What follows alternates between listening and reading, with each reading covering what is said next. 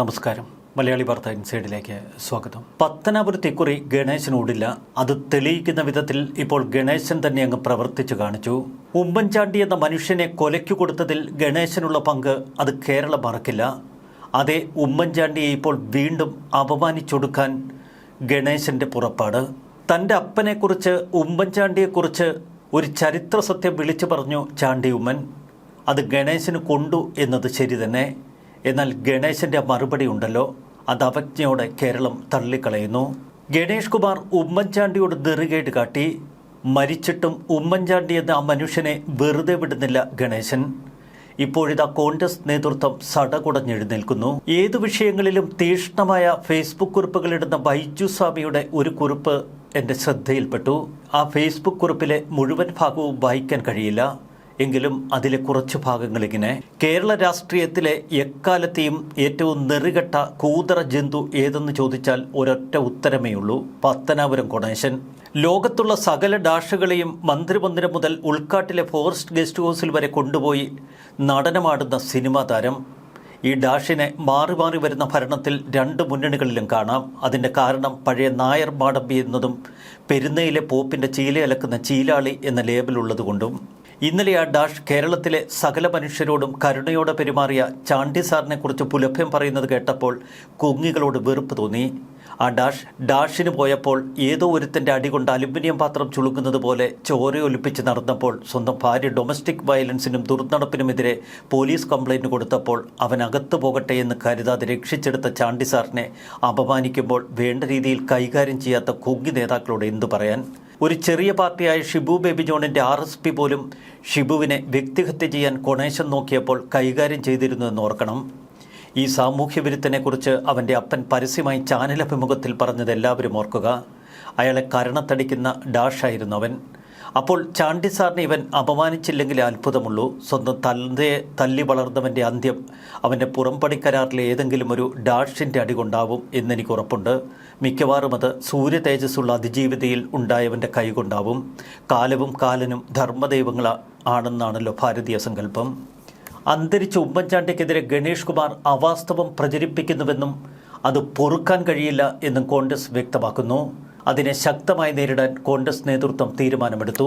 മരിച്ചിട്ടും ഉമ്മൻചാണ്ടിയെ വേട്ടയാടാനുള്ള ശ്രമം നോക്കി നിൽക്കില്ല എന്ന് കോൺഗ്രസ് നേതൃത്വം പറയുന്നു. അവസാന നിമിഷം വരെ ഉമ്മൻചാണ്ടി ഗണേഷിനോട് മാന്യത മാത്രമേ കാണിച്ചുള്ളൂ. എന്നാൽ ഗണേഷ് കുമാറിൽ നിന്ന് അത് തിരിച്ചുണ്ടായില്ല എന്ന് കോൺഗ്രസ് വിമർശനമുന്നയിച്ചു. തന്നെ സ്നേഹിച്ചതുപോലെയാണ് ഉമ്മൻചാണ്ടി ഗണേഷിനെയും സ്നേഹിച്ചത്. എന്നാൽ ഞങ്ങളുടെ കുടുംബത്തോട് ഇങ്ങനെ ചെയ്യുമെന്ന് കരുതിയില്ല എന്നാണ് പത്തനാപുരത്തെ പരിപാടിയിൽ ചാണ്ടി ഉമ്മൻ പറഞ്ഞത്. എൻ്റെ പിതാവും ബാലകൃഷ്ണപിള്ളയും തമ്മിലുള്ള ബന്ധം ദൃഢമായിരുന്നു. എന്നെ സ്നേഹിച്ചതുപോലെ തന്നെ ഗണേഷ് കുമാറിനെയും അപ്പ സ്നേഹിച്ചു. ഗണേഷ് കുമാറിൻ്റെ അമ്മയെ ഞാൻ ആൻറ്റി എന്നാണ് വിളിച്ചിരുന്നത്. എന്നിട്ടും മന്ത്രി ഗണേഷ് കുമാർ എൻ്റെ കുടുംബത്തോട് ഇങ്ങനെ ചെയ്യുമെന്ന് കരുതിയില്ല. സോളാർ പരാതിക്കാരിയുടെ ജയിൽ കത്ത് 18 പേജിൽ നിന്നും 24 പേജായി ഉയർന്നതിൻ്റെ പ്രധാന കാരണക്കാരൻ ഗണേഷ് കുമാർ ആണെന്നും ഇത് സംബന്ധിച്ച കേസ് കൊട്ടാരക്കര കോടതിയിൽ നടക്കുന്നുണ്ടെന്നും MLA കൂട്ടിച്ചേർത്തു. ഒരിക്കൽ നീതി കിട്ടുമെന്നാണ് വിശ്വാസം. ഉമ്മൻചാണ്ടി നീതിക്ക് നിരക്കാത്തതായി ഒന്നും ചെയ്തിട്ടില്ല. ഉമ്മൻചാണ്ടിയുടെ CD തേടി ഗണേഷ് കുമാർ കോയമ്പത്തൂരിലേക്കും തമിഴ്നാട്ടിലേക്കുമൊക്കെ യാത്ര ചെയ്തു. എന്നിട്ട് CD കിട്ടിയോ എന്ന് ചാണ്ടി ഉമ്മൻ ചോദിക്കുന്നു. എന്നാൽ ഇതിനെതിരെ ഗണേഷ് കുമാർ ഉമ്മൻചാണ്ടിക്കെതിരെ പുലഭ്യം പറയുന്നത് കേട്ടാൽ ആത്മാഭിമാനമുള്ള ഒരു കോൺഗ്രസുകാരനും വെറുതെ ഇരിക്കില്ല. തന്നെയും തന്റെ കുടുംബത്തെയും രണ്ടാക്കിയത് ഉമ്മൻചാണ്ടിയാണ് എന്ന് ഗണേഷ് കുമാർ പിന്നീട് പറഞ്ഞു. മധ്യസ്ഥത പറഞ്ഞ് കുടുംബം ഇല്ലാതാക്കിയെന്നാണ് ഗണേഷ് കുമാറിന്റെ പരിദേവനം. തന്റെ പിതാവിനെ ഗണേഷ് കുമാർ ദ്രോഹിച്ചുവെന്ന ചാണ്ടി ഉമ്മൻ MLAയുടെ പ്രസ്താവനയ്ക്കുള്ള മറുപടി തീർത്തും വികൃതമായി പോയി. ഉമ്മൻചാണ്ടി തന്നെ ദ്രോഹിച്ചതിന് കുഴപ്പമൊന്നുമില്ലേ എന്നാണ് ഗണേഷ് കുമാർ ചോദിക്കുന്നത്. എൻ്റെ കുടുംബം തകർത്ത് എൻ്റെ മക്കളെയും എന്നെയും രണ്ട് വഴിക്കാക്കിയ ദുഷ്ടതരത്തിന് ഉമ്മൻചാണ്ടി മറുപടി പറയുമോ? ഉമ്മൻചാണ്ടിയുടെ മകൻ മറുപടി പറയുമോ? ഉമ്മൻചാണ്ടിയല്ലേ എന്നെ ചതിച്ചത്? എന്തു കുറ്റം ചെയ്തിട്ടാണ് 2003 മന്ത്രിസ്ഥാനം രാജിവെപ്പിച്ചത്? എൻ്റെ പേരിൽ ഏത് കേസാണുള്ളത്?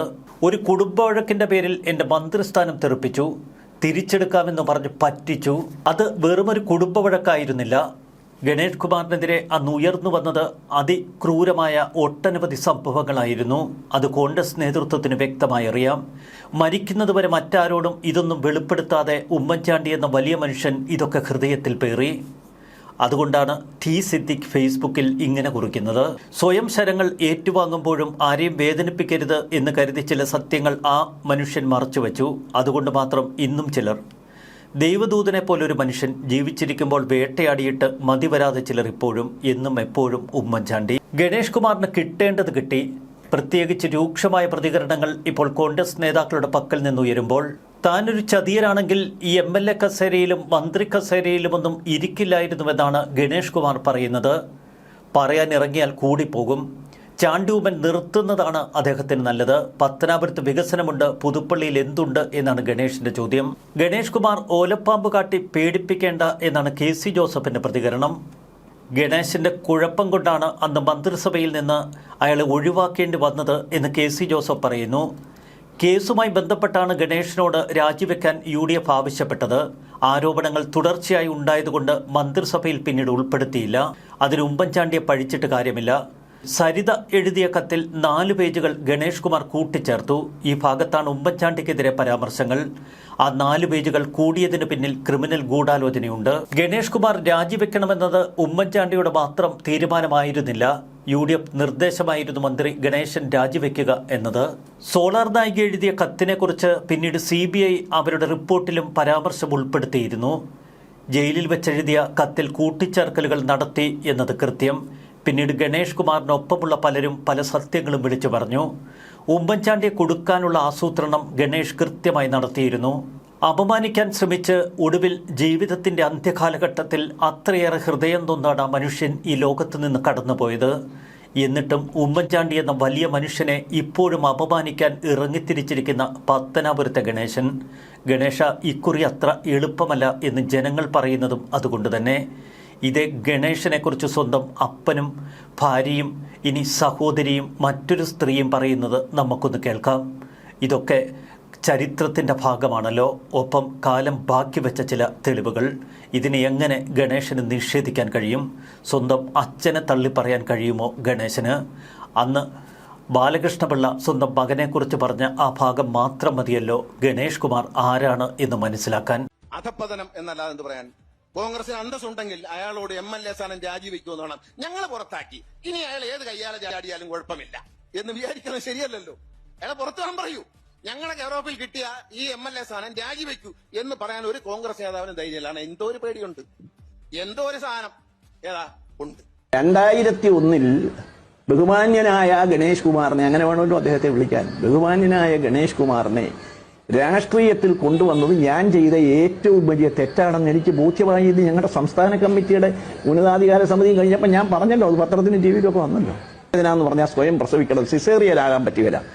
ഞങ്ങളുടെ മന്ത്രി പ്രസവവേദനയോ രാഷ്ട്രീയത്തിൽ ചോരെഴുത്ത് നടത്തിയോ, അവന്റെ അച്ഛൻ ഉൾപ്പെടെ നടത്തിയ ജയിലിൽ കിടന്നോ, അല്ലെ പോസ്റ്റർ ഒട്ടിച്ചോ, പട്ടിണി കിടന്നോ, തിരുവനന്തപുരം ജില്ലയിൽ പല സ്ഥലത്തും രാത്രി 12 മണിക്കും 1 മണിക്കും പാർട്ടി ക്ലാസ് കഴിഞ്ഞ് നടന്നോ, കടത്തിൽ നിന്ന് കിടന്ന് ഉറങ്ങിയതോ, പട്ടിണി കിടന്നോ ഒന്നും അറിയാതെ കടന്നു വന്ന സിസേറിയൻ ബേബിയാണ്. രാഷ്ട്രീയത്തിൽ സിസേറിയൻ കഴിഞ്ഞാൽ വന്നേ, സുഖപ്രസവമല്ല, വേദനയുള്ള പ്രസവമല്ല. അപ്പൊ അതിൻ്റെതായ മനോഭാവം രാഷ്ട്രീയക്കാരോട് കാണിക്കും. അതാ ഇപ്പൊ കാണിച്ചുകൊണ്ടിരിക്കും. പിന്നിൽ മന്ത്രിയാ എനിക്ക് പറ്റിയ ഒരു കൈപ്പഴയാണല്ലോ ഇത് എല്ലാം കൊണ്ടും. ഞാൻ പേടിച്ചിട്ട് വരുമ്പോഴൊക്കെ ഞാൻ എന്റെ ബെഡ്റൂമിൽ പോയി കുറ്റിയിട്ടിട്ടായിരിക്കും. ഈ അടിയും പിടിയും എല്ലാം കഴിഞ്ഞ് ഷൂട്ടിങ്ങിന് പോയി കഴിഞ്ഞപ്പോഴാണ് എന്റെ കൈ അനക്കാൻ പറ്റുന്നില്ല, നടക്കാൻ പറ്റുന്നില്ല, തലയിലെല്ലാം മുഴച്ചു വന്നു, കഴുത്തിലെല്ലാം പാടായിരുന്നു, മൂക്കില് ഇടിച്ചിട്ടുണ്ട്, എന്തോ ഒരു സാധനം, ഒരു ചെയറിന്റെ എന്തോ ഹാൻഡിൽ എന്തോന്നോ പൊട്ടി വന്നിട്ടുണ്ട്, അത് വെച്ചിട്ട് അടിച്ചത്. ഇവിടെ എല്ലാം പാടുകളും ഇവിടെയും എല്ലാ സ്ഥലത്തും ഉണ്ടായിരുന്നു. ബാക്കിലൊക്കെ നീലിച്ച്, കയ്യിലിവിടെ നീലിച്ച് എല്ലാം ഉണ്ടായിട്ടുണ്ടായിരുന്നു. ഇത് അപ്പോഴാണ് എനിക്ക് ആ വേദനയൊക്കെ തോന്നി. ഫിസിക്കൽ വേദന അപ്പോഴാണ് വന്നത്. അതുവരെ ഞാൻ ആകെ അപ്സെറ്റ്, തകർന്നു പോയതിന്റെ ഒരു അപ്സെറ്റ് ആയിരുന്നു. പിന്നെയാണ് ഫിസിക്കൽ വേദന വന്നത്. അപ്പോഴും ഞാൻ എന്റെ കൊച്ചുമ 10 വയസ്സുള്ള ഒരു കുഞ്ഞ് ക്യാൻസർ പേഷ്യന്റാണ്. ആ കുട്ടിയുടെ പേരിൽ എന്റെ അച്ഛൻ കരുതിയിരുന്ന പൈസ പോലും എടുക്കാൻ സാധിക്കുന്നില്ല. ഇദ്ദേഹം മുടക്കി വെച്ചിരിക്കുകയാണ്. അത് അദ്ദേഹത്തിന്റെ മുമ്പിൽ അവതരിച്ചപ്പോൾ ഒരു കാരണവശാലും കൊടുക്കരുതെന്ന് പറഞ്ഞു അതിന്റെ സകല റെക്കോർഡ്സും ബാങ്കിൽ നിന്ന് വാങ്ങിച്ച് തട്ടിപ്പറിച്ച് വെച്ചിരിക്കുക. സ്വന്തം രക്തത്തിലുള്ള ഒരു കുഞ്ഞ് സിവിയറായ വളരെ ക്രിട്ടിക്കലായിട്ടിരിക്കുന്ന ഈ അവസരത്തിൽ ആ കുഞ്ഞിന് ഉള്ള സഹായം നിഷേധിക്കുന്ന ആൾക്ക് എന്ത് മനുഷ്യത്വം? പിന്നെ അതൊരു മനുഷ്യനാണോ? പത്തനാപുരത്തുകാർ ഇത് കാണുന്നില്ലേ? മറുപടി പറയട്ടെ. അപേക്ഷിച്ചു ഒരു സ്ഥലമോ ഒരു സ്വത്തോ ഒന്നും വേണ്ട, ഞങ്ങൾ കേസെല്ലാം പിൻവലിക്കാം, പക്ഷേ ഈ കുഞ്ഞിന്റെ ജീവൻ രക്ഷിക്കാൻ സഹായിക്കണം എന്ന് ചെയ്യില്ല എന്ന് തീർത്തോട്. ഒരു പൈസ പോലും തരില്ല എന്ന് പറഞ്ഞു. അദ്ദേഹത്തിന്റെ ഔദാര്യമല്ല, എന്റെ അച്ഛന്റെ. കഴിഞ്ഞ് പിന്നീട് സരിതയ്ക്ക് യാതൊരു സാമ്പത്തിക സഹായവും കിട്ടിയിട്ടില്ലേ? ഇല്ല, എനിക്ക് കിട്ടിയിട്ടുണ്ട്. എനിക്ക് ബാലകൃഷ്ണപിള്ള സാർ എനിക്ക് എമൗണ്ട് തന്ന് ഹെൽപ്പ് ചെയ്തിട്ടുണ്ട്. ഇല്ലെന്ന് ഞാൻ പറയില്ല. എന്റെ വീട് പട്ടിണി കിടന്നിട്ടില്ല. ഞാൻ ജയിലിലായിരുന്നു. ഒരു മാസവും എന്റെ വീട് പട്ടിണി കിടന്നിട്ടില്ല. അത് എനിക്ക് നന്നായിട്ട് അറിയാം. അതിൽ ചില രക്തബന്ധത്തിന്റെ സാധ്യത കൂടി ഉണ്ടായിരുന്നു. മേ ബി, പക്ഷെ അത് തുറന്നു പറയാൻ ആഗ്രഹിക്കുന്നില്ല. അതിൽ ചില രക്തബന്ധത്തിന്റെ സാധ്യത കൂടി ഉണ്ടായിരുന്നു. മേ ബി, പക്ഷെ അത് തുറന്നു പറയാൻ ആഗ്രഹിക്കുന്നില്ല.